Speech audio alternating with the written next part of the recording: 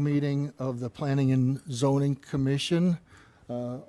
We've got 4 commissioners here. It takes four in order to pass something to move it forward.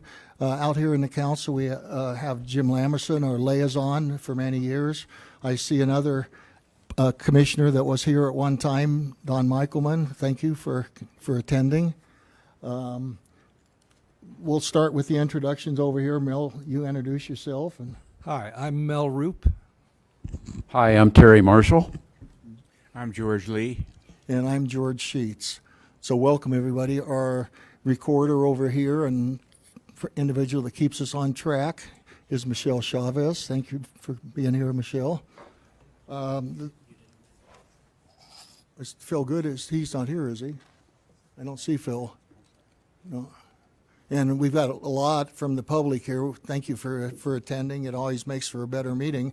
You have Brianne Stotler, the Community Development Director. I believe you have a new individual joining the Planning Commission, joining the planning. Yes. Thank you for introduction. I'd like to introduce to you all and to the folks that are in attendance this morning our new community planner. Her name is Tammy DeWitt. Tammy comes to us with a long background in professional planning here in the region. She's been with the county for some 15 years. And fill our vacancy, so we're very excited to have her on board, and I hope you all welcome her. Thank you. Thank you. Thanks for coming. Yeah. I might mention we have a city attorney here, Matt Perdracky. Have you gotten your donut yet, Matt? Have you gotten? And we'll probably put him on the hot seat somewhere along in this meeting. So, all right. Well, let's move along. The first item on the agenda is the approval of the July 18th meeting minutes. Do I have a motion? I have a question of staff. Yes. George, one of the items here that was on the agenda, the applicant didn't have anyone present that was able to answer questions on it. This is the sign the comprehensive program. sign plan, yes, sir. Are applicants normally advised that they should have someone there qualified to answer questions so we can get all the information we need to make an intelligent decision? They are, sir. Yes, we advise them that while city staff makes the presentation, it is up to them to convince you that the project deserves your approval or recommendation for approval. Yeah. So we're neutral in the process. We just yeah. want to get the facts Yeah, out. They have to be able to answer questions about why and what they're proposing to do. So yes, they are advised to please be at the meetings. Good. Not Okay. sure what happened in that particular case. They did not provide someone who could answer that's those real questions. important because there's so many details in the background of developing these projects that the staff obviously can't have access to. So that's really necessary for us to. Thank you. So I guess the process is an applicant does not have to be here, but it's the best for their interest to be here. That's We absolutely can still correct. pass an item without having them here. If you get to a point in a review, and this commission has done it in the past, where you don't have enough information, staff doesn't have the information because your questions are not something that was covered by the original submittal, and they don't have someone to answer it, this commission has postponed items to future meetings in order to get the answers to those questions. So not having someone who can answer the questions at a meeting potentially means they're going to go through an extended process and have to come back to this commission at some point in the future. That's what I would have recommended. Yeah. Thank you. In the case of that sign project, though, the signs had already been installed without coming through the process, and so moving it to another meeting was kind of like we're kind of rubber stamping something that's already been done in arrears, and we don't do an effective review if we don't get input during the process. But they were signs. I think everybody agreed that they were attractive signs. Whether they were all that functional or not from the highway is another question. But anyway, that's the way that went. It was a little bit odd.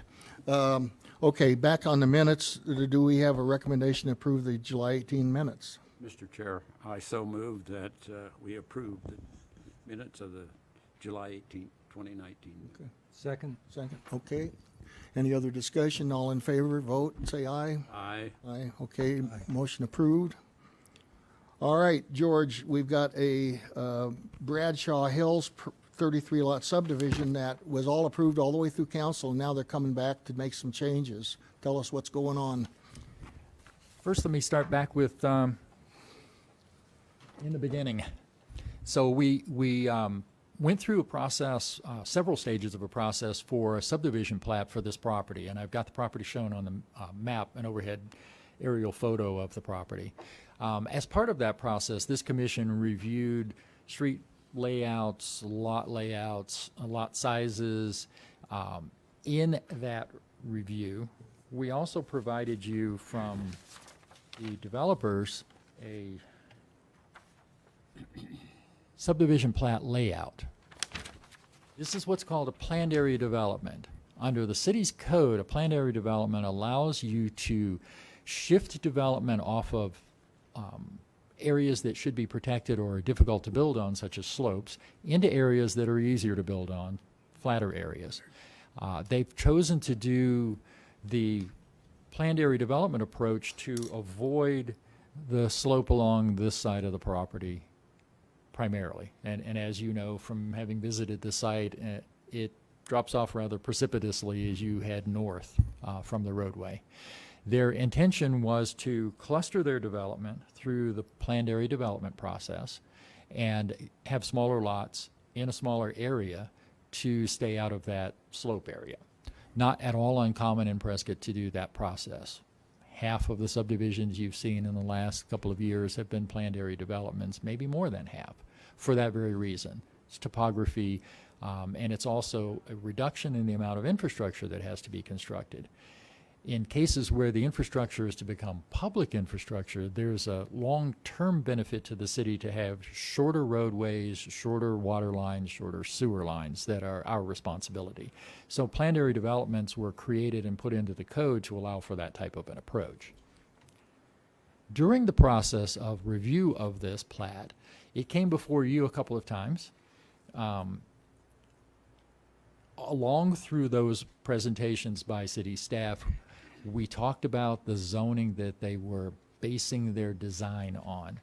It's commercial zoning, so they actually have commercial zoning for the property. Business general, it allows for most commercial uses. The property is not conducive to commercial development. They wanted to do a residential, single-family type residential subdivision, and as a part of that, one of the things that they did was to look for a zoning designation that they could say they're going to build something similar to.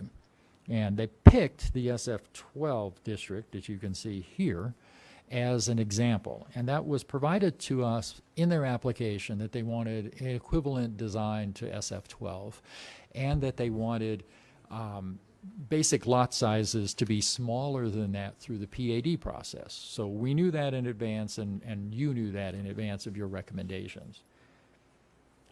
During the process of getting it from this body to the city council, that standard concept of SF-12 carried through. So staff in my staff reports to you and to the city council quoted that zoning district as the intended equivalent of how they're going to develop, with the notation that the lots are smaller, that the development is compacted into an area that's off of the slopes. And that went all the way through the city council for their approval.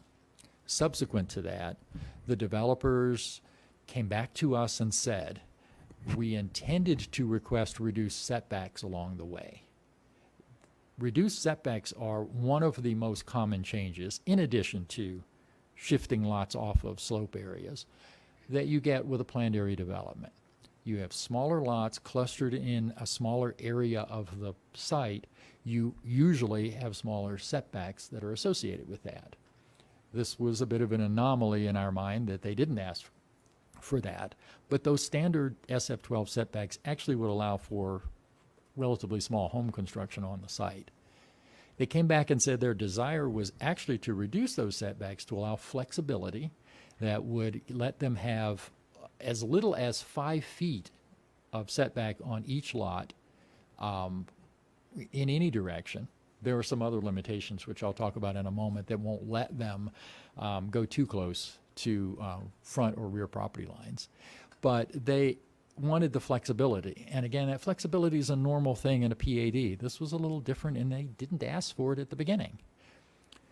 As a typical process, changes to plats, once they've been reviewed and approved by you, recommended for approval by you, and seen by the city council, a change like that would require that we go back through a review process again with the same groups that looked at it before and confirm it back with city council for the changes, hence this meeting.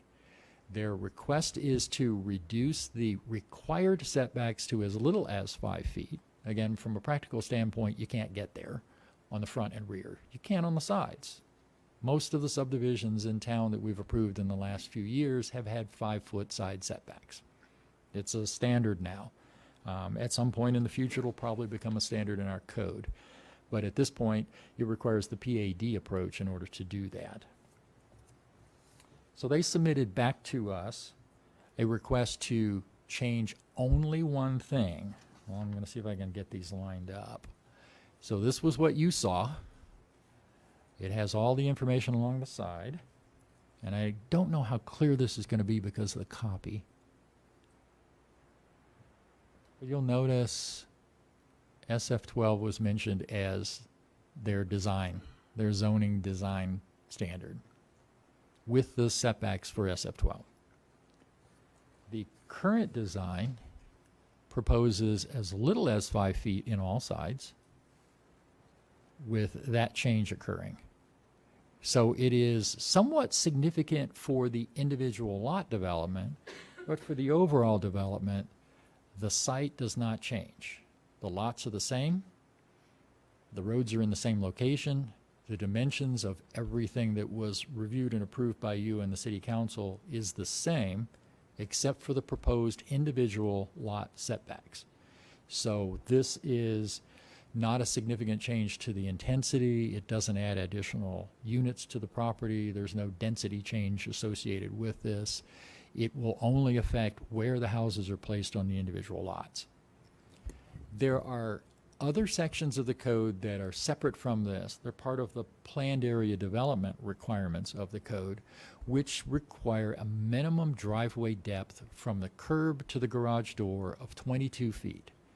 You can't get around that without very special dispensation of the city council, because people park in their driveways. And if you park in your driveway, we don't want you hanging into the street.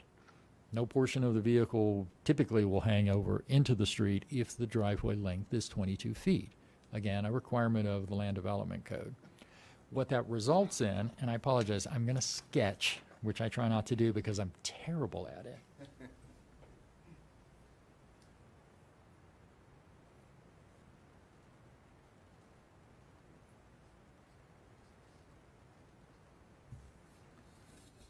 Would often result in a situation like this for a house design, and we see them all over town. This is a reduced front setback. This is the living room or a bedroom, and this is the garage. So you have 22 feet back from the front property line or the curb, and in most cases it's the curb we measure from, for access into the garage, and then for a driveway with parking on it. The rest of the house meets whatever the minimum requirements are. Again, typically with PADs, 5 on the side is common. The front, generally, it's 10 feet because people just don't want to have their windows 5 feet from the front property line in a bedroom or the living room. But it is allowed under the PAD process for them to request setbacks that small. So they could request, in fact, 0 setbacks on the sides. And it is something that could be granted by the city. For clarification, we do have a lot of folks from the neighborhood here, so for clarification of process and just to make sure that we're focused on what can be done or what needs to be done, the setbacks within individual lots are subject to a review and recommendation from this body and approval by the city council. Those setbacks can be reduced below the minimum requirements of the zoning district by the PAD process. So they can ask for 0, they can ask for 5, they can ask for 2, they can ask for whatever. There are practical limitations that limit some of that, the one I just described. You have to set this back so that you have 22 feet for a driveway. But they have the flexibility under a PAD to request less than the standard. So there's nothing unusual about that. What's unusual about this is that that request didn't happen at the very first meeting you talked about and is now happening at a re-review of the plat. The setbacks on the sides and the rear of the property are generally limited by other requirements. The building code has certain requirements for fire rating of structures. Less than 5 feet drops you down to a point where you're probably going to have to fire rate your construction differently than you would otherwise. In a typical subdivision, it could require that you fire sprinkler the buildings, but because of the unusual nature of this site, that's already been made a requirement. Each of these houses will be required to have a fire sprinkler system. That was because of the steepness of Bradshaw Drive. Any subsequent subdivisions that take that same route as their primary access in this area or near this area will likely have that exact same requirement of fire sprinklering. So the buildings are required to be fire sprinklered. The setbacks can be reduced to 5 feet or less by our code. It allows it, doesn't require you to say yes. Certainly you should ask questions about that. There are other limitations like the 22 feet for the driveway that haven't been asked for, that we will argue are necessary, both with you and with the city council. But that's basically the situation we have. So this change was not identified by the developer through the entire process until after council's review of the preliminary plat. Hence, we're back for a revised preliminary plat with the setback specifically shown at the reduced level that they desire. And with that, I would be happy to answer any questions you have. Okay. During the other process, there was a lot of concern about changing the character of that hillside, which is, it's quite, scenic and has capability, and we were concerned about disturbing all of the plant life and the natural look in there and the terrain. And now when you're coming in with 5-foot setbacks, that kind of implies that they're changing their mind and they're going to do a complete mass grading, that when they come in for a permit, they can just basically knock the whole hillside down, which is not really what the neighbors in the SF-12 neighborhood and the other ones wanted, was to completely bring in a production type capability into the neighborhood. If I recall correctly, the developer's engineer at your meeting, your last meeting before you made the recommendation, specified that the pad areas for the building construction would be mass graded. So there would be a pad created for this area. They would stay out of the areas that are remaining open space as much as possible. There's some disturbance that would occur along the edges of these that can't be avoided with mass grading. But this was proposed to be mass graded. This change would not change that proposal. Well, but the rear lots, the rear yards probably would have stayed native. They wouldn't have had to. I would suspect and also once the you placement of the house would have been different. I don't think that's the case. I believe their intention was to mass grade so they could balance the site. That means moving dirt from up here to down here where you have a slope. I don't believe their intention was to leave any portion of these lots not graded. That would be mass graded from the back lot line to the front lot line and across the street to this one. And then a step down between these two areas. These would be lower than these. And all of the area of each of those lots would have been mass graded under the original proposal. And that doesn't change with this proposal. Okay, I guess I knew it was going to be what you're saying, but I didn't know it was going to be the entire lot. The intention was, versus where the house was going to be placed. and that may be just a terminology difference. To an engineer, a pad is the lot. They're going to grade the whole thing. And that's what was shown in the grading plans, to grade the whole thing.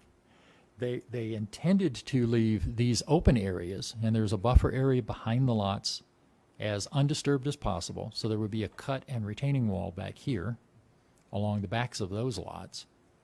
And then this area as undisturbed as possible. Again, you've got some disturbance that's going to occur right along the edges where they create either a manufactured slope off of the created pad or walls, depending on circumstances. Okay, Mel? Thank you, Mr. Chairman. You're correct. I agree with you about the grading issue. I think the grading plan that they showed and the topo, existing topo originally, made that clear. So I have no concern about that. I do have concern about the first part of the chairman's comments with regard to setbacks. The background information we received at that first meeting noted that the land development code requires 15 feet, 7 feet, and 10 feet for the setbacks. In the same background information, as you stated, it was proposed 25, 9, and 25 feet. If it had been 5 feet all around at that time, I doubt if that project would have been approved at that time.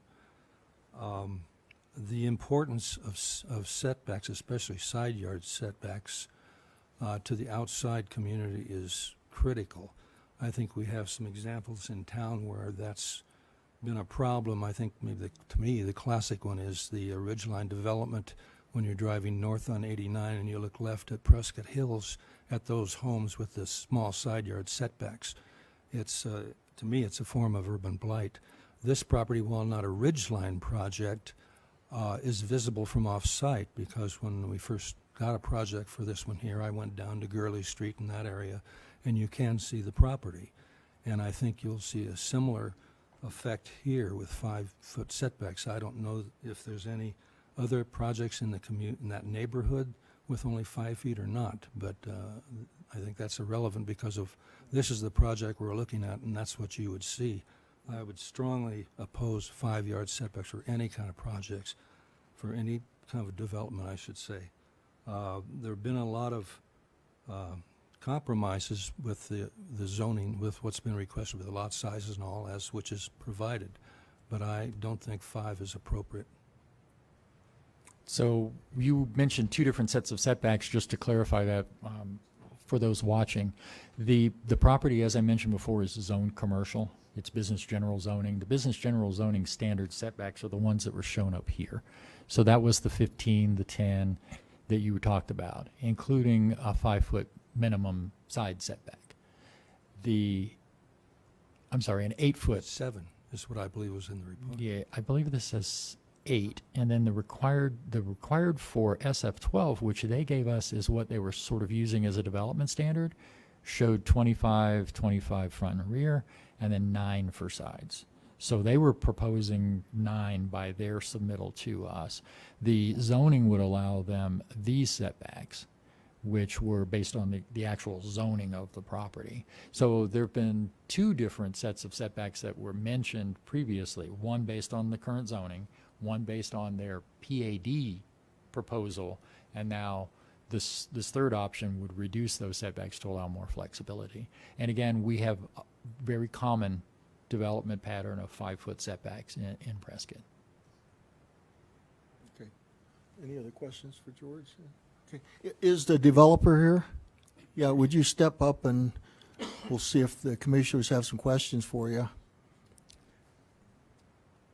Yeah, is there a reason why you couldn't have done your project with the original setbacks? Thank you, Mr. Chair. Yeah, the reason being that given the current setbacks, the houses would be, including garage, in the neighborhood of 800 square feet. So you take out the garage and you've got a 400 square foot house. We felt that that would be a diminishing factor on the neighborhood, bringing property values down, not being a benefit to any of the neighbors. That was the original set going forward. This is a Scrivener's error on the engineer's part. The original plans that we have with the engineer do dictate a larger house with the 5-foot setbacks. That's how the whole community was planned. You take a standard plan that you intend to use and lay it out on each lot, and that's how you determine, okay, we're going to get about 33 lots, and then you draw the lines around that. So that's how this plan was accompanied. The reason that you guys saw this plan with the incorrect setbacks was it wasn't sent to us for final review. It was got in under the deadline. to get on the next meeting. So it was just it was a haste error on the engineer's part, and that's where we stand today. We did, discover it, and as soon as we discovered it, we contacted the city and asked them, what the proper channels to correct it would be. To circle back to the grading question, no grading change is occurring from what you guys have approved. The grading plan will remain exactly the same. All the lots will be graded exactly the same as they were proposed. The only thing that's changing is that setback, and that's to achieve a larger home, keep the property values in the area higher. And aesthetically, I don't think it would change at all. I mean, I haven't done a 3D modeling of it, but when you're looking at the project, I doubt that you would even notice a difference between a 5-foot setback and the proposed 9. So, I mean, I think we asked you about the size of the homes before, and you communicated basically the same thing you are today. It's just that I guess none of us didn't catch the fact that you couldn't put that size of the home in there if you did those setbacks. We didn't compute that. Yes, Mel? On that point, Mr. Chairman, I went back through my notes of the May 30. Back up and get your name and your address. Oh, certainly. My name's Luther Kraxberger. Address is 100 East Sheldon, Suite 200.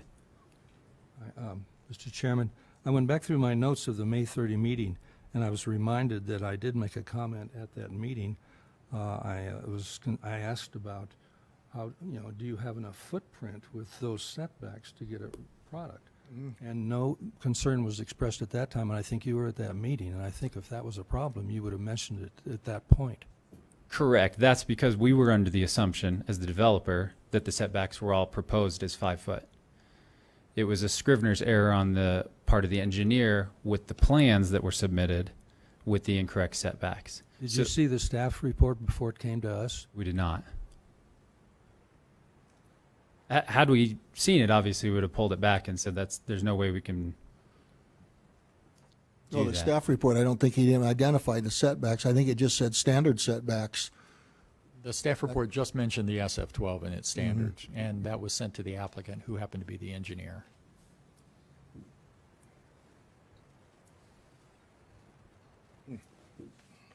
Okay, any other questions for the developer here? Not for the developer, no. The staff report for the May 30 meeting with regard to setbacks on the second page said, it noted the small lots as small as 4,283 square feet, and said conversely, the proposed building setbacks are larger than the standard setback requirements. The proposed setbacks are 25 front and rear and 9 feet on the sides. That's what I was going by, my comment referred to. Okay. And George, when you gave the example of the garage to the street, they also could do it. I don't know if the lot's wide enough to do a side loaded garages, that front appendage could have been a garage with a side load if you had enough turning radius. Some of the lots probably are wide enough. What the chairman's talking about is it's possible to come in with a driveway and then have the garage over here so that you have a curve driveway. The lots are fairly small and narrow, and that's probably not going to be a typical option, Yeah, just given the size of these lots. Some and the communities like side-loaded garages because the first thing you see when you drive down the street isn't the garage. right. You don't see you a see row the- of garage doors. You see the living space and. Any other questions here for the developer? Okay, thank you very much. Now we'll take it to the public. Who wants to talk to this project? Hi, Gary. You introduce yourself again, even though we've seen you many times. Thank you. Good morning, Commissioner. Gary Palmer, 280 Point of View. Thank you, George. What do you? The very first one that's in your right hand, that's the one. Okay. Yeah, let's go take a look. So yeah, we've got some questions, and I'm going to be brief. I've only got 3 points, but this gentleman, Matt, and he's got some courage, and being a veteran, for him to do the wheelchair down that S curve every day, it's just amazing to me that he's actually hasn't been taken out already. But the road's always been an issue. So thank you for that. We can go ahead and move on to number 1 on in your binder. And it was my understanding that this isn't a final plat approval, but there is some talk about getting a car count, the speed data, line of sight, the lane widths, left turn pockets, right turn pockets if needed, and that would be presented to you as well as City Council before any kind of final approval for this particular plat, was to happen. So I don't know if those 6 items were taken care of, or Well, you came to the traffic meeting and the city department over there in engineering said that road was going to be looked at as a project in its entirety, that this particular project wasn't really causing or would need probably to fund that because it was going to be such a low number of vehicles. But the problems you're identifying here are existing issues that are experienced by the neighbors around there already. correct. And Mr. so Chairman, there- just to yes. answer the question, that information has not been provided yet. That's something that's done during the development of the engineering plans up to and prior to the submittal of the final plat to us. So we do not have a final plat. What we have before us today is a revised preliminary plat. So basically, we're back at the starting line on a piece of this development, the Perfect. setbacks. Okay. Thank you, George, for clarifying that. On to tab 2, and I just want to, go back a year and what was proposed. And in that SF6, the top right corner, they had proposed 20-foot front, 20-foot rear, 7 in on the sides, and that was all denied, and it was not approved. And then they went back to the drawing board and came up with their current plan. So on the next page, within tab 2, would be what was called in the agenda setback discrepancy. So back in February of this year, 6 months to the date, they've sat with this SF12, 25-foot, 25, 9, and 15.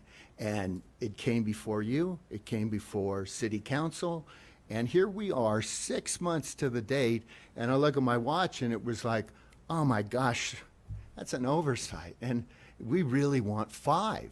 So the photograph that's at the bottom there, that is Lynx Meadow Drive, and that's within the Prescott community. And so I think if you look at the larger lots from a year ago with the setbacks that were there, then they came up with smaller lots and more open space, but then they've revised the setbacks to just build like what we're looking at there. We've kind of canceled that out. To me, I mean, I'm not a builder or developer, but it's just kind of common sense that, what was proposed a year ago and denied because of the density, and it just doesn't fit with the community. Here we are again, apples to oranges, whatever, but it's just really the same. Smaller lot, but larger homes. You could, one of my neighbors said, you just knock on the window and say, hey, can I borrow a cup of sugar? And, and reach your hand out, and they'll just pass it between the 2 homes. That's how close it is. So I kind of think that after a half a year, it just dawned on them. And so for me to think that they can pass this and get it approved by both planning and zoning and city council and then throw this in the 11th hour doesn't sit well with me. So moving on to number 3, tab 3. Thank you very much. Great. So this one is a very important one to us, and if you can pull it down just a little bit, George, so we can read. This preliminary grading drainage utility plan plot approved by Planning and Zoning on May 30th. If you can zoom in on the topography there, the top one, actually, that's just perfect. Because what we've got here and what was presented to you and what you had approved was that there was going to be a 20-foot drop from the property line where the point of the arrow is to the back of the lots. And the developer, I think it was David, he came up, and the picture on the bottom shows the slope, he drew the picture of that little house and the topography of the hill. And what we bought off on was that they were going to lower those homes that were closest to point of view so that the roofs would be at the topography line and that it wouldn't block any of our views. So that particular topography and mass grading, as you had talked about, was going to happen. And that's what we thought, and that's why I think at City Council, I totally agreed with everybody. I mean, I thought, hey, if they're going to do these setbacks, and, you know, when I did my math on lots 1, 2, and 3, with the 25, you know, SF12, which was there, I came up with 1,500. And I spoke with Luther prior to the P&Z meeting, and I said, you know, gosh, it just seems small at 1,500 feet. You know, wouldn't you have to go up 2 stories? And he goes, oh no, you know, it's just going to be single story. And of course, David, I believe, he was the one that drew the house.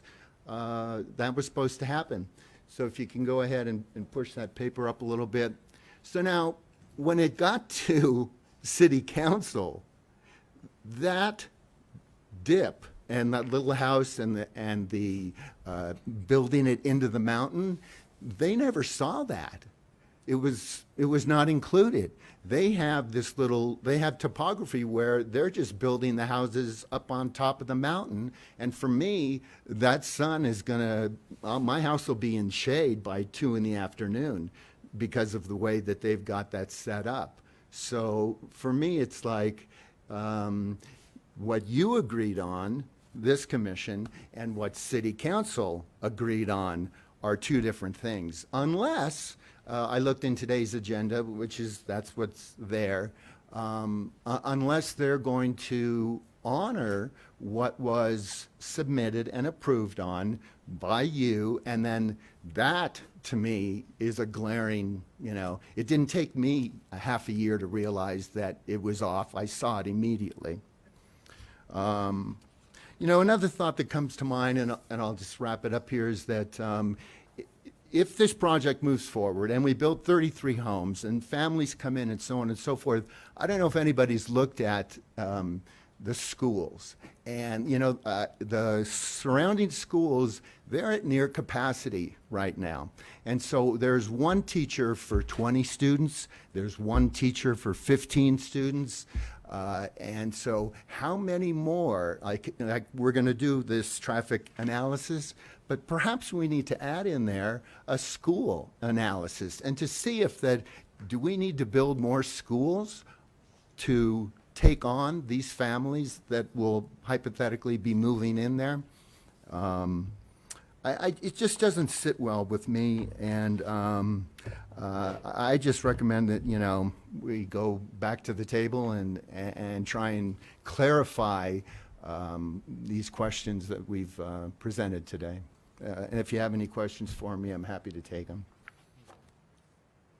Okay. Any questions for Gary? Thanks for all your hard work. Thank you. And Mr. Chairman, if I could address the perceived difference between the 2 things. I put the staff report together for City Council, so I want to make sure it's clear. We received 15 pages of various plans from the engineering company relating to this. One of those is the lot layout with the existing topography, which is this one. So that's what's there today. Those slopes are the current slopes. This one showed the proposed slopes. And there is a fair chance that in separating out which of the pages showing which of the lots, that we didn't provide the proposed slopes to the City Council. It's not required at preliminary plat to do that because we're going to get grading plans that will reflect the grading that's necessary. The approval to develop the site is based on what came to you and what was approved for the lot layout. The grading is not approved by council specifically. It's not approved by you specifically. The design is shown here with the pads and with the finished slopes being like this is what we anticipate getting. And if that's not what we get, then staff will have a problem with it, and it could end up coming back through a public review process if they do something different. This is the existing slope. This is the proposed slope. Regardless of which one you or council saw, those are the slopes that we're looking for. Didn't, in May, we requested the grading and possibly some traffic information come back to P and Z, even though it wasn't for approval, but it was for a report to us that we could You see asked that for they have that. done those steps? You asked several times for that. One of the things that you asked for was the grading plan showing these finished grades, so that was provided to the P&Z Commission. In fact, I think Commissioner Roop noted that they had pretty good information on there. It was pretty clear what they wanted to do as far as the grading goes. That's background information for you to look at: lots, the layouts, the streets, important stuff. The City Council generally has a slightly different look at the property, and grading specifically is not something that's generally addressed by them. That discrepancy was simply me picking the one that clearly showed the lot numbers better than this one. Okay. Any other questions for George or Gary? Do we have any other members of the public? Oh, George. Has there been any more information received about a traffic study? Because I remember specifically, that's what I was concerned with, is how is that going to impact this road? And could we get any information on that? And I'm going to defer to the chairman because there was a traffic review committee. This is a committee used by our Public Works Department and traffic engineer to help focus where traffic studies are going to occur. And I believe this Right. was a topic at that Yeah, meeting. and Gary came to that meeting, and besides just a volume count and impact from this, we also talked about the lack of pedestrian facility, the lack of a guardrail, the lack of, a short turn radius, and the existing complaints about that particular road, and Public Works said that they're going to look into all of that as a project. As I recall, it wasn't a funded project for a lot of construction. There wasn't something in the short-term budget to fix that road, but they were going to address those items in a plan, and perhaps they could move the costs into but there didn't seem to be enough impact from this neighborhood that you could go back to this developer and say, you got to do all the, fix the problems with the road that already exist in there. So there are two different ways we fund road projects. One is through a capital improvement program, and that's typically something that's done every year with budget. That would mean if it were a capital improvement program, it wouldn't be funded until next budget year. That's basically the end of June next year, the beginning of July. There are residual funds left over from projects during the year that can be reallocated by council to do road projects, and that's a possibility that remains through the rest of this budget year, through the end of June. If the Public Works Department, if our Traffic Engineering Division comes up with a plan to do road work, that could be something that shows up on the City Council sometime during the rest of this year. Well, the traffic committee has gone to 2 meetings a month rather than one now, and so the traffic meeting related to vehicular movement is going to be on the 26th of August over there, so that might be something that should be put back on the agenda to rediscuss this as an upcoming project, or requirement anyway. Do we have, Mel, it looks like you got a question. Yeah. Looking back at the May 30 information we received and noted, and I totally agree with the planned area development concept. It's a good concept. You can get more open space, still have a good product, and so forth.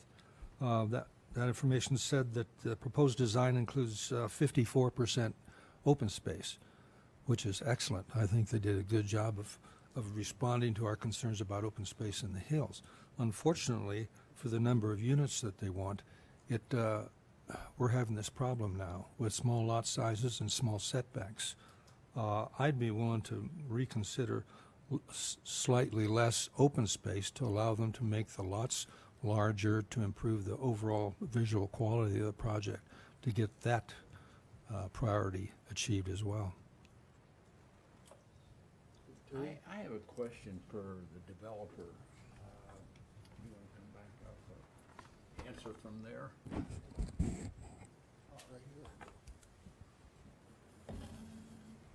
I think my biggest concern is, after spending considerable time in that neighborhood yesterday, driving up and down, getting lost a couple of times and trying to find my way back to Bradshaw, it just seemed to me that the whole character of this development is out of character with the rest of the development in the area. Thank you. Thank you. Please stand up and take a bow, Terry. Well, that wasn't my intent to get applause, but I guess all of the open space, it kind of seems to me like it's out of proportion to the lot sizes. And is the exterior lots adjacent to the open space, how are the neighbors or the residents there going to get access to that? And is there going to be anything done? Can I answer from over there? Sure. So we viewed it as a perfect transition. If you'll notice to the north, there's Brookdale, which is a high-density senior living community, much like an apartment complex, multifamily. If you'll notice to the south, you have Manzanita Village, which I don't know if did you drive through Manzanita Village on your commute through the community? This would be a much higher density than what's proposed. This is a one-way traffic nightmare to drive through here. If you'll look at the amount of open space, it's much similar to what we've proposed. This is all the open space. It's open space that's owned by the community. It's not public open space per se, but it's part of the reason you can do a PAD, planned area development, with the reduced lot sizes. That was the idea and the impetus, to not go as dense as you see in Manzanita Village and not have a one-way street, allow for a normal street size with normal setbacks, given the current topography. And that was achieved and came up with from community comment. We went back and forth, if you recall, several times with several different ideas. We used more open space, like Mr. Roop was suggesting. We came back. That was not received as well because it would disturb the hillside more. So we tried to preserve as much of the hillside as possible, which is what you see here. Really what it amounts to is just a Scrivener's error that was not discovered until we went to complete the final plat and resubmit. So to suggest that it's the 11th hour that we're coming in and trying to sneak something in, I think is disingenuous, because if we were to try to do that, we would have just submitted with the smaller setbacks for final plat. So to come back and to do a full review for the pre-plat, I think was more than in front and honest about it. So did that answer your question? Yes. Okay. Or are there any other members of the public? Yeah, please step up here.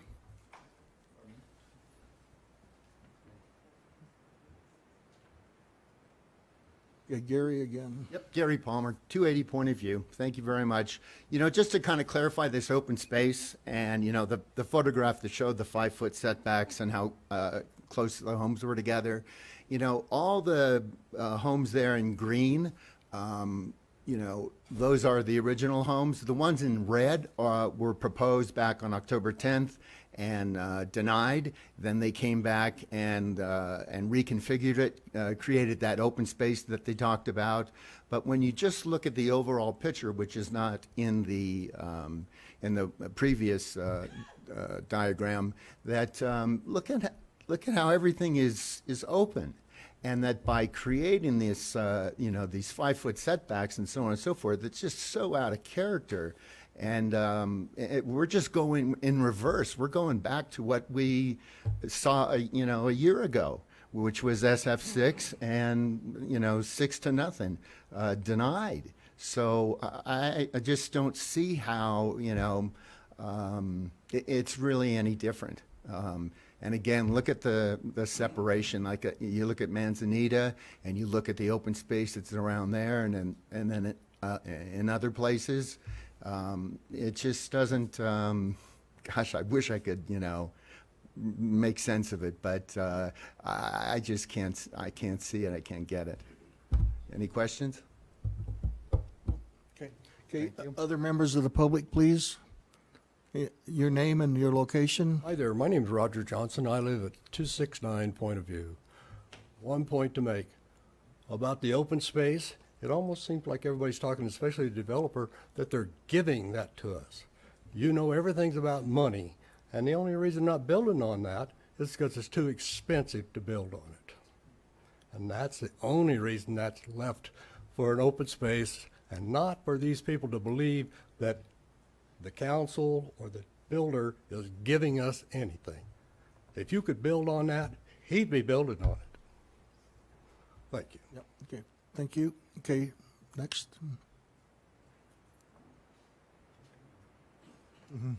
Yep. Your name and location, please. Patricia Mary Rose Kelsey, 241 Jacob Lane. I have lived up on Bradshaw since 2000. I live in Manzanita Village. First of all, we do not have any one-way streets in Manzanita Village. What we have on Jacob Lane is a pedestrian way, because we have children and we have pets, and so the community often comes through our village, children riding bicycles, people walking dogs. So there are no one-way streets.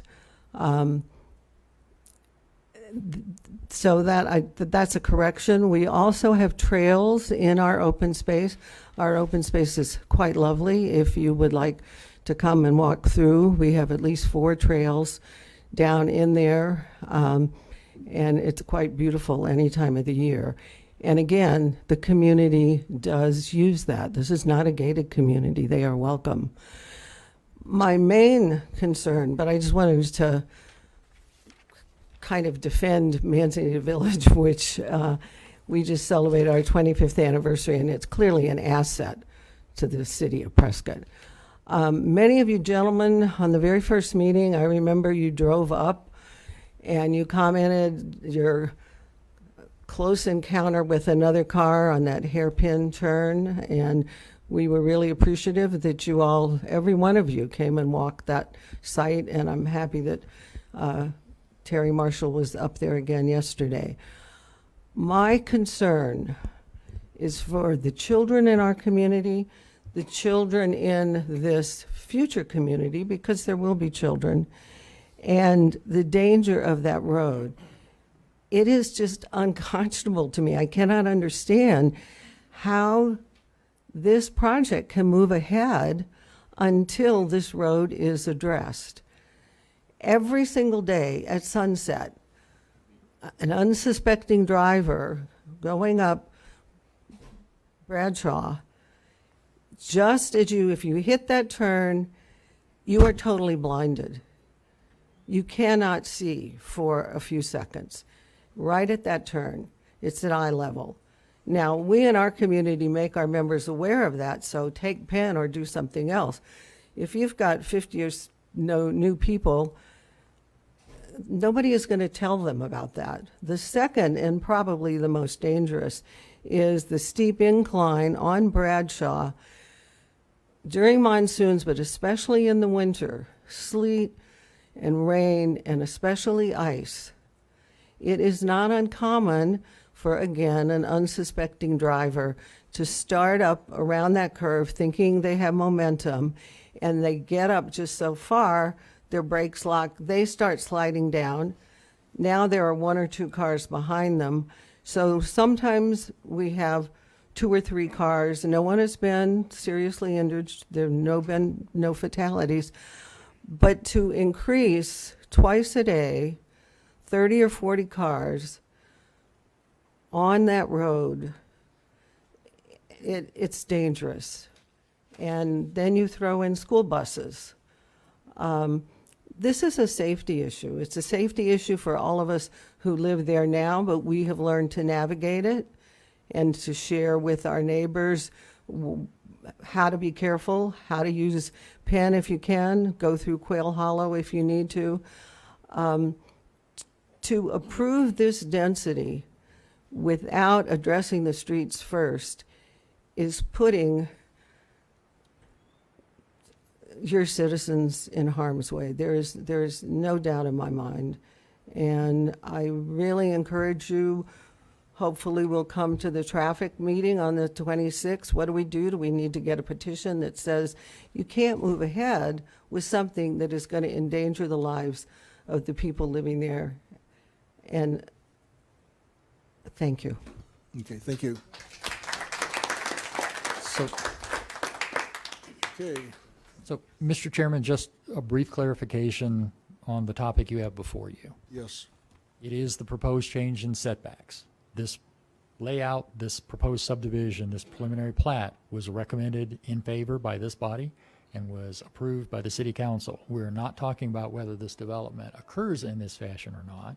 We're talking about the difference in the setbacks that are proposed for the individual lots. So we're not back at the start for the whole subdivision plat. Just want to make sure that's clear. Yeah, that, to I avoid mean, I any think that's clear to the unexpected- commissioners, whether that's, Yeah, tell the public they can't voice their concerns. I think that Absolutely we'll not. I accept- just we'll wanna make accept sure- more public input on this. just want to make sure it's Yeah. clear that this is not back for a determination of yes or no on the subdivision. Right. That you've done that. Right.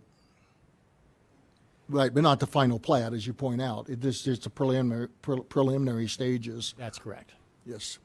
All right, name and address. My name is Gary Souza. I live at 304 Double D Drive, and I'd like to say I walk my dog in Manzanita Village every day, so it's open to the public. It's not closed. Manzanita Village also has the houses close together, but they have a separate parking area, which this complex has no parking area for visitors, no parking area. You're going to put families in there. I'm almost positive there'll be 2 cars at least in every home. And what do you got, a 22-foot parking place? 1 car. Where are they going to park the other car? On the street? Now you can't drive down the street because everybody's got a car out in front of their house. Even if it's a 2-car garage, how many people actually use their garage nowadays? In reality, you're booking in a place that's going to have all the cars parked on the street and nobody is going to be able to get in or out, number one. And in Manzanita Village is a completely different thing. They have a separate parking area. You can go in there and park 2 semis in there all the time. There's enough parking. But their houses are close together. This is parking cars on top of the houses. Now you want to give them 1 parking place? Who logically here has 1 car? I don't know anybody that has 1 car. I got 4. So, you know, we're talking the reality against, this is a nice plan, but it's not going to work out. It's not Manzanita Village. It's a village that's compacted into fitting as many houses. And as soon as this complex is done, they're going to come back and say, hey, you know what? We can build right to this other edge over here and ask for more zoning to build the same type of houses. Till they have it packed, they're never going to be satisfied. And they're, like he said, they're not giving us anything. They just don't want to spend the money right now until they make money to get this substantially started. Building those homes on that one edge over there, if anybody's looked at it, you're talking about land that has a water tunnel under it. It has drainage that's going through it. If you build on that, you're going to have a serious problem that I don't think any builder can fix because it's natural. And the other part of it is, where do I see drains and storm drains for all of this? Everybody's talking about the buildings. What happens when it snows and the water comes? Where's it going to go? Where are you going to put it? On the street? Does somebody have a drainage plan for this that actually will work for the topography of the land? Well, that's the later stage here in terms of. Yeah, well, that's always the later stage, but if we don't think about it now, you're going to build on it and then get to that stage, and then we're going to have erosion. You're going to have this complex may move down into the rest homes that are below us, and the old people have people to talk to. It's not logical. I mean, you just go up and look at the mountain. Oh yeah, I can stop that water from coming down. I've never seen anybody stop water yet, even with a cement concrete wall waterproofed. It still leaks. Land's still going to move. You're still going to have a problem. They're just doing the safe bit now, and then when they want to come back, then you'll have a bigger problem. And once you okay it, it's like, well, you okayed this, you have to okay that. So I'd like to see bigger lots and homes that are nice. A 5-foot setback isn't anything. I mean,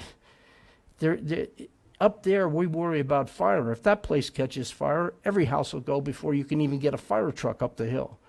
So it's not a safe place to live. There's no place to put the vehicles. You can't put the vehicles even on the property. If we're looking at one-car garages and one-car driveways, it's going to be taken up. And where are the people going to go that come over there? Merry Christmas. Don't invite your family.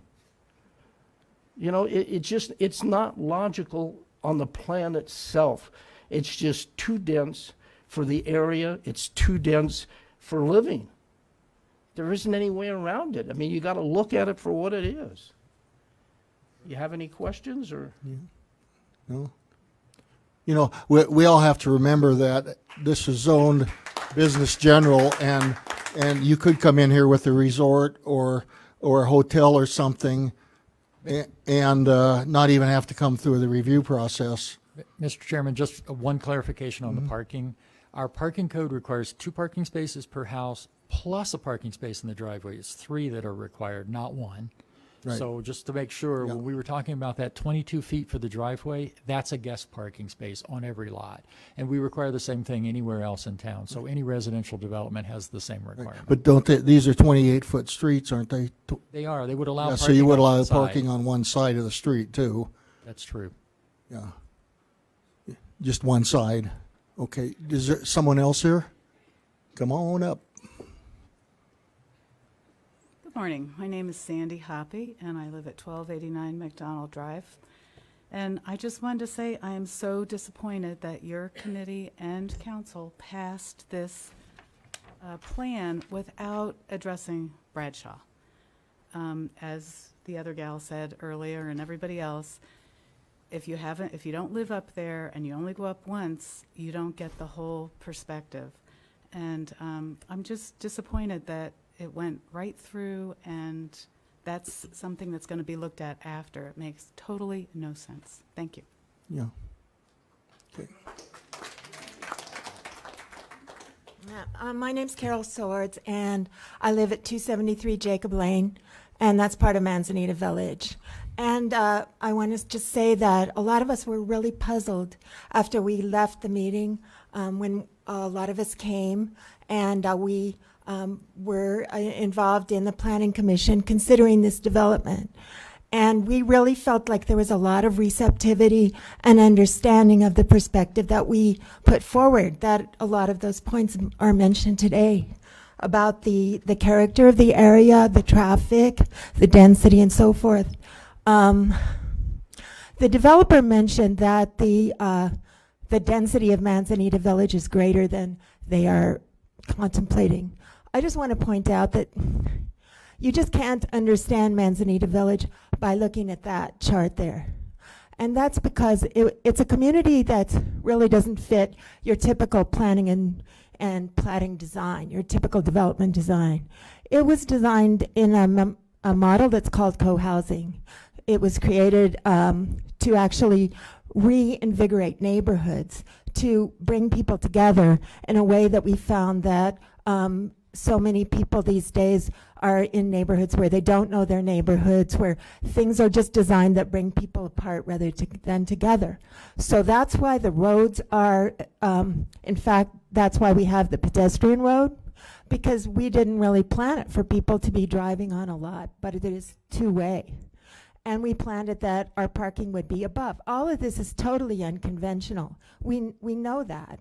But we also know that there were reasons for that, but you can't understand it just by the few things that I'm saying here and the people are saying.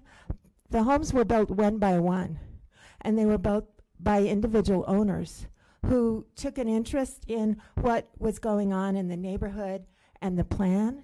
And so it's a very individually designed community. Every Thursday night we have dinners there for the community. And I would just like to say any of you could come and find out a little more, because you can't really understand it just by the outside some plat design. So I just want to speak again that we were disappointed. Apparently we know that this was approved.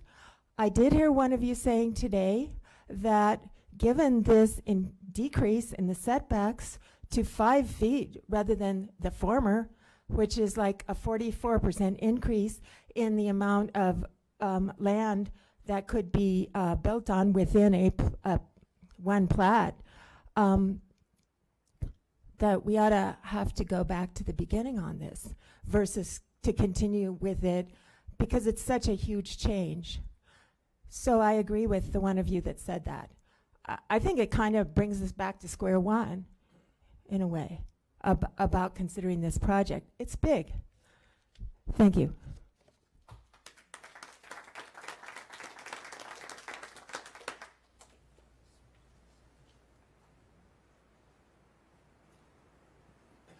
Richard Clarer, 268 Point of View.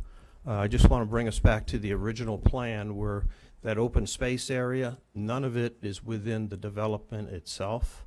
And the original plan had plans for townhomes to be built in there. And we've seen so many changes up to this point that who's to say that open space isn't within the community? It's outside the community. So we all talk about SF12 zoning because of that open space. Well, we know what's going to happen to that open space in the future. It's not going to be for the residents. Otherwise, it would be within the community. And the 5-foot setbacks could be achieved just by moving the plat a little bit. That's all they would have to do to get those 5-foot setback, or to eliminate the 5-foot setbacks. So that's all I had to say. Thank you. Thank you.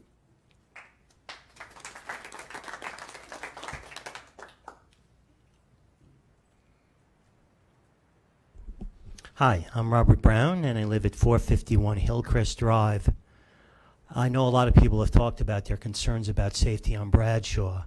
I'm really concerned about, again, with this new major influx of development, there are going to be a lot of people who are going to be heading downtown by coming up Bradshaw, going down Broadview, and coming down R Street, Hillcrest.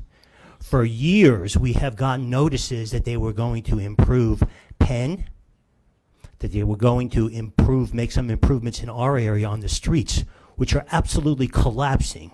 And I think it's absolutely unconscionable that our whole infrastructure in the city in terms of the streets are falling apart. And here we are talking about, oh, let's bring in another major condominium or development project that's going to make all of these situations worse.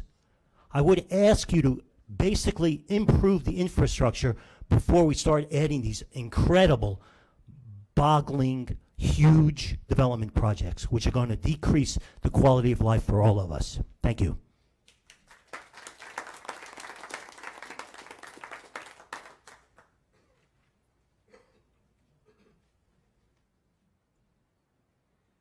Good morning. My name is Connie Barnett. I live on 306 Double D Drive. I have 3 questions, concerns. The first one, assuming that this is going to go ahead, unfortunately, the first question for the developer is this going to be developed at one time, or will individual lots be sold for people to develop ongoing ad nauseum over many years to come? And is there an answer to that? Okay. The second concern is when this construction is going. At the last meeting, I asked how long this might take, and I was given an answer it could take years. Given the condition of Double D Drive as it is and the dangers and the added impact of all of the construction vehicles going in and out, because they're developing off of McDonald down below now, and there is constant truck traffic going by my house, dirt trucks, whatever. It's going to be huge, and you know, when they're not doing their thing, where are they going to be parking? I'm afraid a lot of Point of View is going to be taken up with parking, a lot of Double D Drive with parking of these vehicles. And Double D Drive has some serious problems. I actually had the city engineer finally come out and look at our street, and he said had he known about it before, he would have tried to put a total reconstruction in next year's budget. So we already have those problems. The third concern is we are going into a year where fires are an imminent danger, and we've seen what have happened to communities, particularly in California. Living there, it doesn't give me a lot of hope of getting out of my neighborhood if there is a fire. Bradshaw is the main road out. As Bob Brown just said, going down Hillcrest is another option, and that's terrible because mostly it's one lane and it's rutted, and if you had a lot of traffic going down there, it would be a disaster, which leaves McDonald, and then people don't know where to go once they go down McDonald. I see the potential for real disaster in terms of what we would do in an emergency, and I'd like this group and the city council to consider that when they say okay to plans like this. Thank you. Thank you. I guess the developer would come up and answer the question about I think you're selling houses that have land associated with them as opposed to just selling lots. Yeah, so there's a bunch of questions there. Thank you for giving me the opportunity to answer them. They will be sold as houses. The length of time is obviously undetermined based on the market. I mean, if I had a crystal ball, we would be out of there in 6 months, but you know, that'd be the idea. Any construction workers would be parking on site. They would not be parking on Point of View or the surrounding areas. I don't believe that's allowed. Drainage is going to be contained on site. That was part of our submittal with a drainage plan. There's several drainage retention basins that are planned, so that's taken care of. All the homes will be sprinkled, so I understand the fire danger concern, and that's been addressed with that stipulation by the city, and we are going to be doing that. So to speak to the Manzanita Village, I was not trying to say it's an ugly community. I'm just stating that it's more dense than what's been proposed. We are an SF12 PAD, and I believe that's SF9 PAD. So the point with the open space, just to explain a little bit, to achieve SF12, you have to allow, and I know you guys know this, you have to allow 12,000 square feet per unit. And so all of the open space is accounted for each unit. So none of the open space will ever be developed in the future. It will stay exactly the way as you see it. That is dedicated to each individual lot.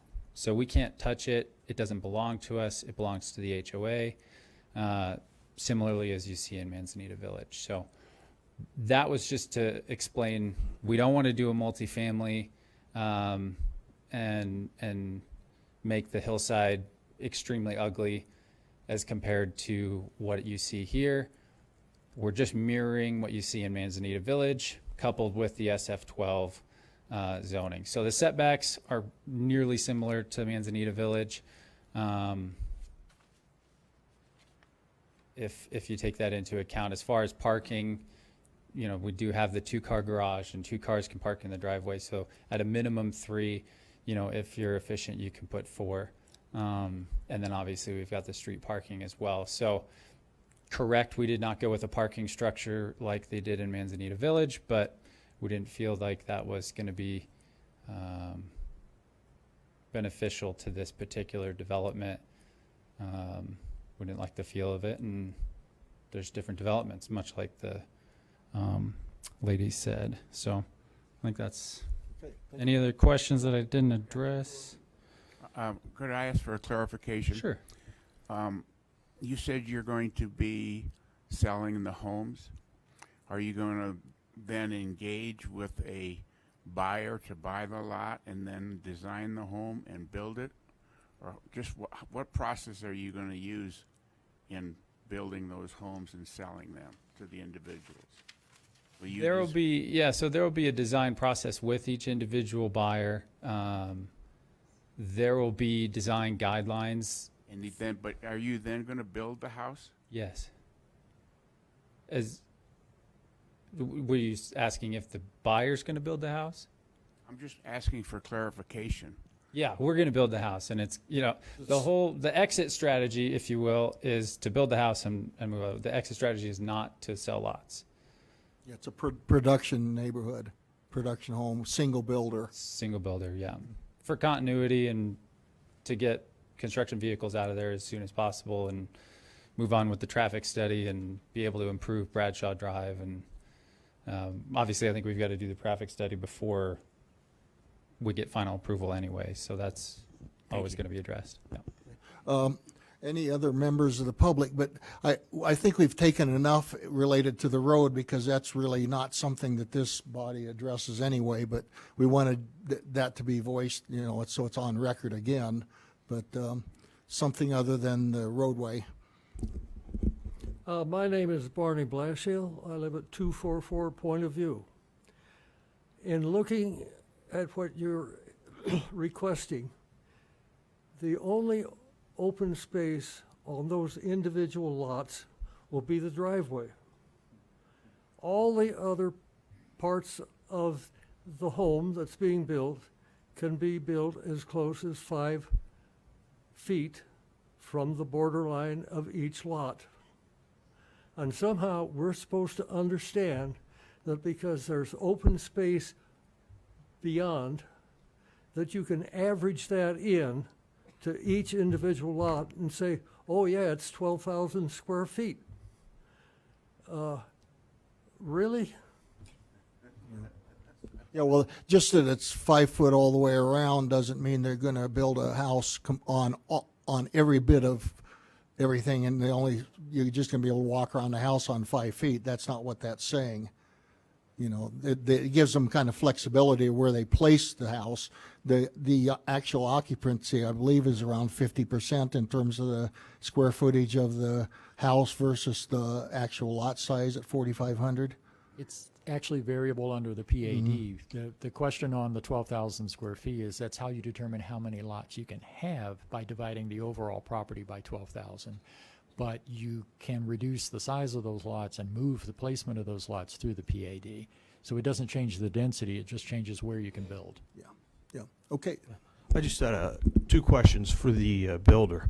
One is, are they going to be single-story homes? Are we assured of that? And number 2 is, why can't they move the plat into more of the open space and give more distance between the homes and slightly larger lots? I mean, I don't understand why we are condensing. The builder says that this open space is free and clear, never to build on. So all we have to do is move the plat and get a little bit more open space, a little bigger lots, little bigger driveways. And a lot of homeowners associations now do not allow you to park on the streets. So how do we know that these people are going to even be able to park on the street with these small driveways? Well, okay, first of all, something. this is going to be a public street. It's not going to be a gated community, and so only the city traffic engineer has, that department has rights on regulate anything to do with signage and parking along the streets. The HOA doesn't have authority on that. Okay, well, the other cities do, I know, in other areas, and within Well, Prescott, too. That's a state statute that Okay. the legislature passed, and so. So I guess my question is, why can't we use more of that open space for these homes and forget about the 5-foot? I mean, it just makes sense to me. If they're not going to build townhomes like the original plan says, why are we avoiding that open space? And why are we not putting more? Why can't we have a little center area in there, a little park or something like Manzanita and the other things? I mean, I don't understand why we have to condense all these homes into such a small area. And backing up, we keep saying SF12, but these lots are not anything close. They're 4,000, 5,000 square feet. They're not anything close, and we're zoning it as SF12. And I just don't understand it. And I'm going to be backing up to these cookie cutter homes, and it's going to kill the home value. And it just doesn't make sense to me. I mean, we got so much more opportunity here for the builder. There's so many opportunities. If they're not going to build townhomes on that open space, let's move that plat. Let's maybe make little bigger lots. And my other question was, are we guaranteed they're going to be one story, and are they going to be set down below where it's not going to take my view from my home? Okay. Thank you. Well, I think in earlier meetings, we discussed the fact that there's a market out there for production homes with small lots. That's what's going on in a lot of other neighborhoods out in the suburbia Prescott. And they're trying to bring in a product that sells like hotcakes and use their piece of land. You know, that was the rationale, and they're going to come in with a different price point than if they start chopping it up into bigger lots. Costs a lot more to put the infrastructure in and everything. So they're just trying to come in and use their land with a certain type of product that there is a market for. Yeah. Excuse me. Mr. Chairman, just as a point of information, because we obviously can't redesign the project today, there's a multitude of solutions for this kind of a product. But I've seen nice projects, just for information, where with small lots, small setbacks, where you break them into clusters. For example, you might have two homes together with an open space between maybe 25, 50 feet, and then a cluster of three at a different elevation, maybe around a curved road. So you break the same number of units into clusters. Then from a plan view, when you look at it and from outside, you have perceived more open space. I think just adding to the setbacks still doesn't give you a perceived look of open space in the area. But if you put open space between clusters of homes, same size, the small lots, small setbacks, you get a much more desirable project. But the developer chose this design, and that's what the city is dealing with. Right. All we can do is deal with what's put before us. We can't design projects for them. Right. And again, before you today is a proposal to reduce the minimum setback requirements on the individual lots, not a redesign of the entire subdivision. That was approved by you and was approved by City Council as a preliminary plat. For general information, the steps involved are preliminary plat, review and approval by this body and council, and then major engineering work where they have to design the streets, design the water and sewer infrastructure, design the drainage infrastructure. Then they go for a final plat, and then once the final plat's been approved by City Council, they can sell lots and begin construction. So those are the sort of the sequence of steps that are necessary. Thank you.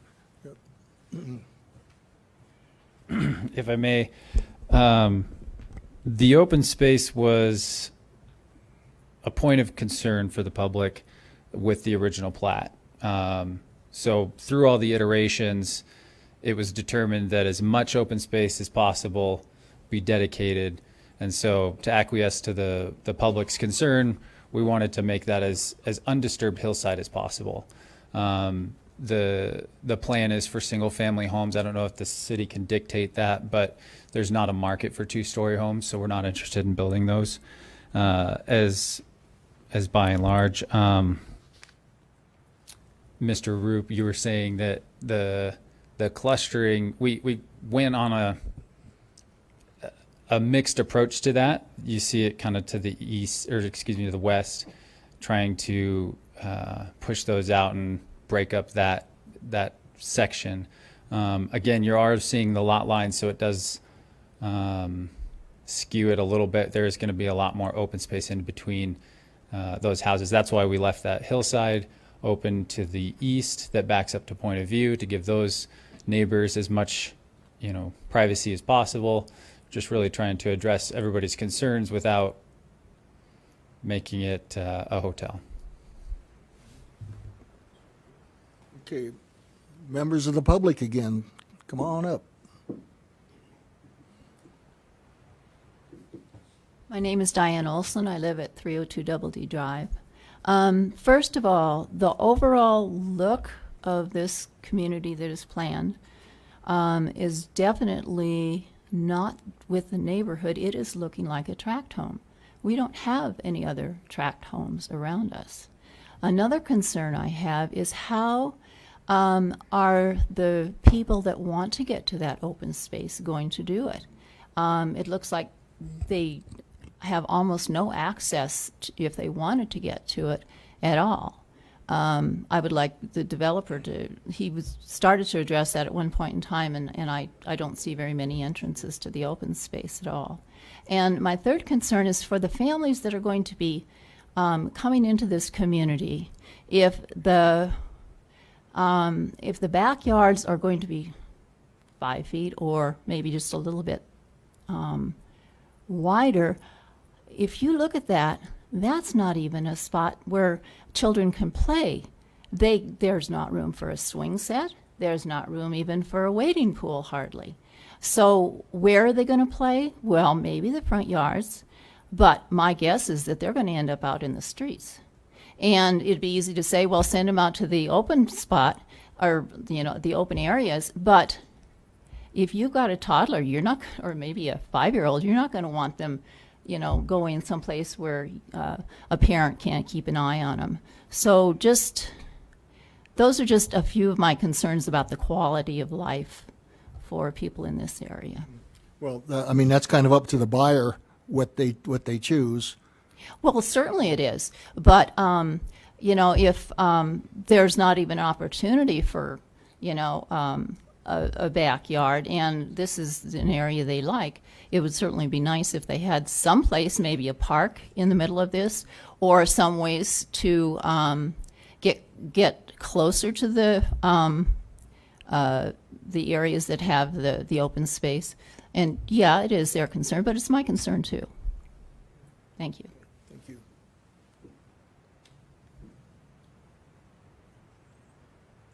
Hi, Dave Phillips at 319 Buckingham Place.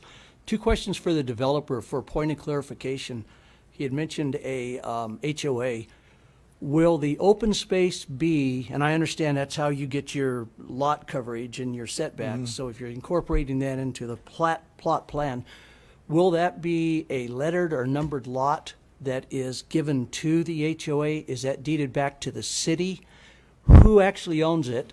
Question 2 is, in today's fire hazard up here, who will be responsible for mitigating the fuel supply for potential fires there? Thank you. Well, that area, I believe, is in the wildland urban interface, and so that will have to be fire-wise with spaces where you can walk through.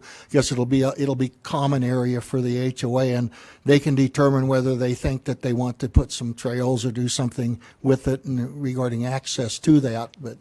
But it will be fire-wise, at least 150 feet from each structure. George, Mr. Chairman, just for clarifications, with PAD type developments like this, the city almost never is the recipient of the open space. It goes to an association, and we require that they establish an association to maintain it. No discussion has occurred through the City Council's approval of the preliminary plat for donating any of that to the public. So the city will not be responsible for it. It will be an HOA, and they will be responsible. Right, but normally those areas are considered public because you're protected against liability if you allow open space to be accessed by public. Otherwise, you have a liability concern if you keep it private and don't allow anybody into it. So, any other, yeah, come on up. Ron Bathgate, I live on Hillcrest Drive. I hadn't seen this revised plat. The only one I was familiar with was the original one. I'm entirely opposed to this, if for no other reason that now there are 3 lots on that western wing. And my feeling is once those lots are developed, that curve can never be cut off and improved for the sake of danger. And so I would be in favor of going back to the original plot and leaving that western section available so that in the future, hopefully, money will be available to get rid of that dangerous curve. Thanks. Okay, anybody else? Uh-oh.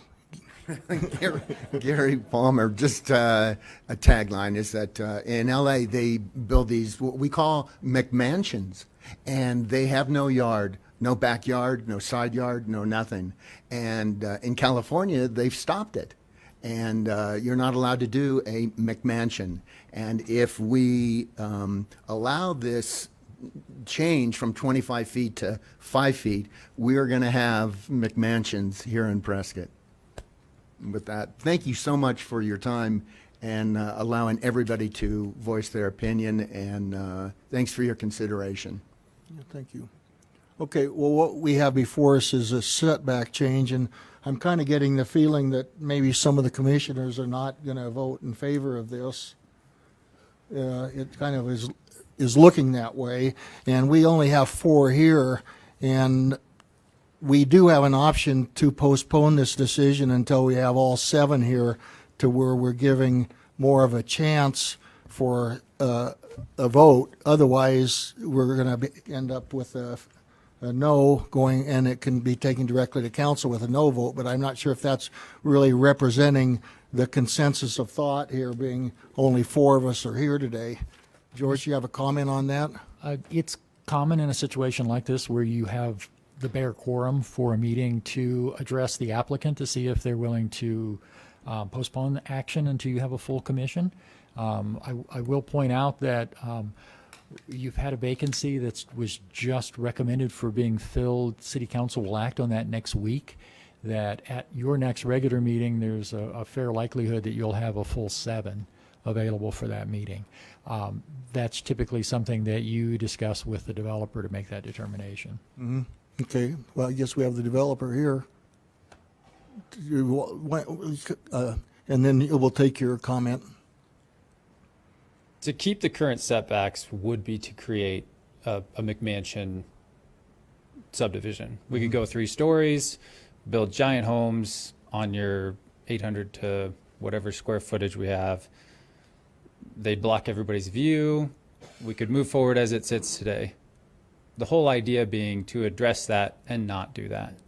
We're trying to fill a niche that doesn't exist. We're trying to allow for people to live in this area at a price point that doesn't exist, lower or higher. If somebody wants their kids to have acreage, there's ample other communities that can be addressed with that. But we could go 3 stories as it sits, as it's approved. And I really don't think that that's what the neighbors want. That's not what we want. Nobody, we're trying to achieve all the different goals and achieve what would be best for the community. We're not trying to make it ugly. We're not trying to, create a mobile home park up here. There's a lot of things that could be approved that we've said, we're not going to do that. If it's okay, I'm happy to move forward. Did you have a question? Today, or yeah, to today. Postpone? No. Because I don't know, Mel, are you opposed to this project as presented today? It's presented today? Yeah, Yes, the setback? yes. If we would have had a more creative use of the open space as one gentleman people brought up, where you'd have clusters of units and open space between them. I would go along with 5 feet. I think 5 feet in and of itself is not a problem. I think it's the lack of creative use of the open space. Well, again, that's So not what 5 we're, feet, and this that's is not, gonna you know, change it. we can't design a project. No, but I'm just Somebody saying, in, the way it's presented, no, it could be presented. A little creative use of open So- space, then I would. so would you rather wait until next, you know, what is it, 29th would be your next meeting? I think it'd be the 29th, and when we have a full body of 7 to where it gives a chance to pass here, and, I mean, we're only a recommending body Sure, anyway, yeah. so, but, Mel, just to clarify, we've been through this iteration several times, proposed a cluster, it wasn't received. We clustered the townhomes, nobody liked that. So we came up with this based on your guys' feedback.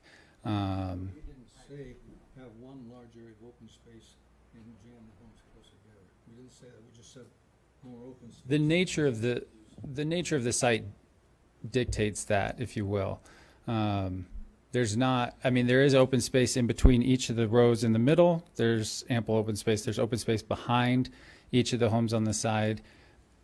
You know, we addressed the clustering to the west to attempt to achieve that, but we can't change that much more. I mean, even if we were to change the lot size, go to bigger setbacks, it doesn't really.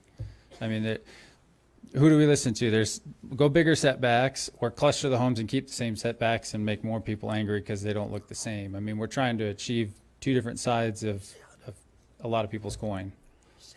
So we're trying to achieve everything, you know, that we've been feedbacked with over the last year and a half, you know. I just know that there are other options as I've designed projects myself. So I don't want to take anybody else's time because Okay. this is your final decision. If you looked at some other things and for some reason this is what you want, then I respect that. Okay. okay, so I think the decision is whether you want us to vote on it today or whether you want to wait until we have a full commission of 7 on the 29th. I'll move forward. Move forward today? Okay. Okay, do we have a motion for today's proposal? Does anyone want to make a motion?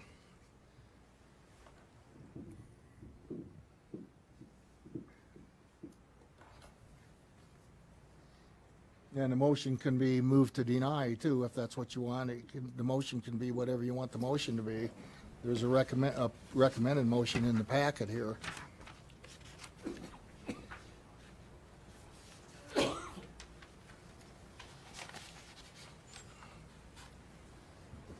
Mr. Chair? Yeah. Mhm. I will move to recommend that we deny PLN 19-009, a revised preliminary plat for Bradford. I'll second it. You'll second it. Okay, any further discussion? I seconded it. Denial. Okay, any further discussion? All that approve the denial, raise your right hand and say aye. Aye. All opposed? Okay.